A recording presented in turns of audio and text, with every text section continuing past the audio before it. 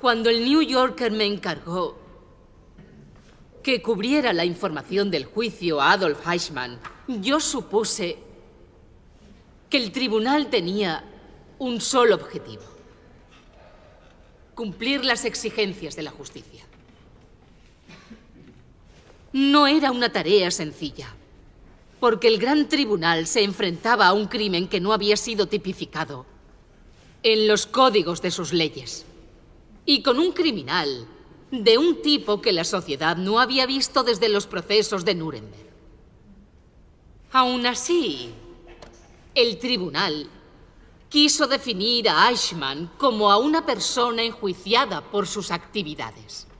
No tenían la intención de juzgar el sistema, ni la historia, ni ningún ismo, ni siquiera el antisemitismo, tan solo a la persona. El problema vino cuando el nazi Adolf Eichmann rechazó insistentemente cualquier acusación que tuviera que ver con lo personal, como si no tuviera nada por lo que pudiera ser o castigado o perdonado. Él protestaba una y otra vez ante las acusaciones del fiscal diciendo que él nunca había llegado a hacer nada por iniciativa propia, que jamás había tenido intenciones de ningún tipo, buenas o malas, que él solamente había cumplido órdenes.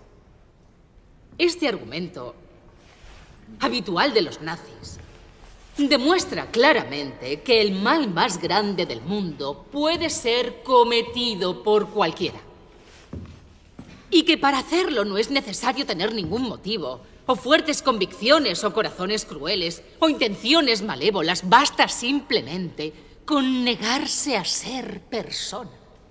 Y por eso a este fenómeno he querido llamarle la banalidad del mal. Señorita Arendt, está olvidando lo más importante de la polémica: que habrían muerto menos judíos si sus líderes no hubiesen cooperado con los nazis. Esta cuestión, que se llegó a plantear en el juicio, me obligó a concretar el papel de los líderes judíos que participaron directamente en las actividades de Eichmann. Usted culpa al pueblo judío de su propia exterminación. Yo nunca he echado la culpa al pueblo judío. Era imposible resistirse. Pero tal vez exista algo que esté entre la resistencia y la colaboración. Y solo en ese sentido estoy diciendo que quizás algunos de los dirigentes judíos podían haber actuado de otra manera. Es importantísimo plantearse todas estas cuestiones, porque el papel que los consejos judíos tuvieron en su mayoría como parte del sistema social fue en su totalidad de absoluta quiebra moral cuando los nazis invadieron sin contemplación a la respetable Europa. Y no solo en Alemania, sino en casi todos los países. No solo actuaron mal los verdugos, también algunas de las víctimas. Sí. La persecución fue dirigida contra los judíos. ¿Por qué califica usted los crímenes de Eichmann como crímenes contra la humanidad? Porque los judíos son humanos. Y porque es algo que los nazis intentaron negarles. Por eso un crimen contra ellos es, por definición, un crimen contra la humanidad. Como ustedes ya saben, yo soy judía. Muchos me han atacado por odiar a los míos, o defender a los nazis, o simplemente despreciarles. Y ese no es ningún argumento.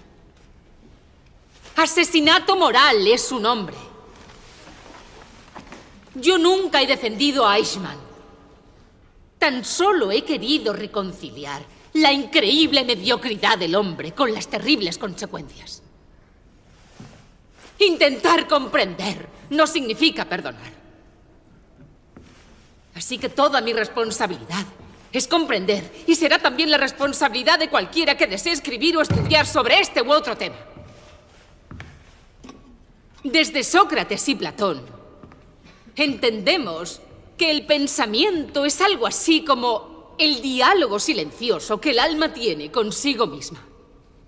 Al negarse a ser una persona, Eichmann pasó a ser su propia víctima, renunciando sin saberlo a una de sus grandes facultades, la capacidad de pensar. Y como consecuencia, cuando dejó de pensar, dejó de discernir. Fue la incapacidad de pensar la que hizo posible que muchos hombres, digamos normales y corrientes, cometiesen actos de barbarie a una escala enorme. Actos que nunca antes se habían visto jamás. Es cierto, he tratado estos temas desde una perspectiva principalmente filosófica.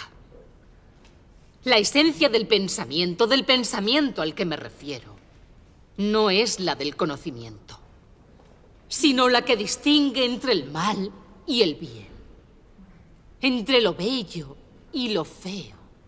Y lo que yo busco es que el pensar dé fuerza a las personas para que puedan evitar los desastres en aquellos momentos en los que todo parece perdido. El mundo empeñado en hacerme entender que no tengo razón. Y no se dieron cuenta del error más importante. Que el mal no puede ser banal y radical al mismo tiempo. Que el mal es una realidad extrema, pero nunca radical. Consciente y radical solo puede ser el bien. Si hubieses sabido lo que iba a pasar al escribir esos artículos, ¿lo habrías hecho?